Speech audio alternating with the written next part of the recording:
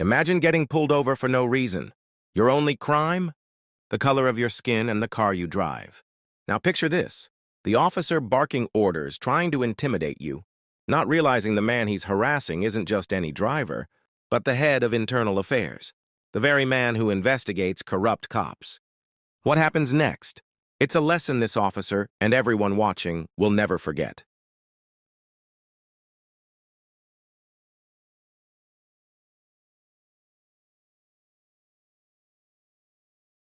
The words cut through the quiet evening like a thunderclap.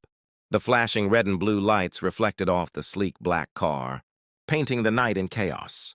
The officer's voice wasn't just authoritative, it was dripping with hostility, almost as if he had already decided the man behind the wheel was guilty of something. The driver, a well-dressed black man in his mid-40s, slowly raised his eyebrows. His hands remained calmly on the steering wheel, his face a portrait of patience. He hadn't been speeding. He hadn't run a red light. He hadn't broken a single law. Yet here he was, pulled over, staring into the cold eyes of an officer, whose tone carried more bias than professionalism. "Is there a problem, officer?" the man asked politely, his voice steady, measured, and almost disarming in its calmness. But instead of answering, the officer leaned down, his glare sharp and accusatory. "Don't get smart with me. I said license and registration. Move slow. I'm watching you." The tension thickened. The air felt heavy, charged. The man could sense it instantly. This wasn't a routine traffic stop. This was something else.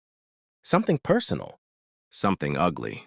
He could see it in the officer's body language, in the way his hand lingered near his holster, in the way his tone carried an edge of suspicion that had nothing to do with traffic law.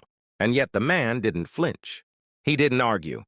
He didn't even raise his voice. His calm composure only seemed to irritate the officer further. Funny thing, the driver thought to himself, a faint smile tugging at the corners of his mouth. This officer has no idea who he just pulled over. Because the truth was, he wasn't just any man driving home that night. He wasn't just another commuter in a nice car. He wasn't someone who could be intimidated or pushed around by authority abused under the cover of a badge. No.